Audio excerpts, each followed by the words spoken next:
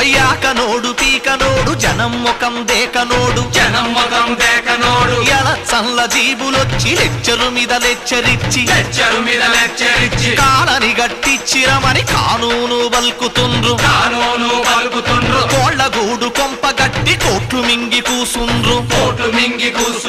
దసరా పండగచ్చిందని రాక రాక అల్లుడొస్తే ఆను మగలు ఇద్దరింట మసలరాదు మెసలరాదు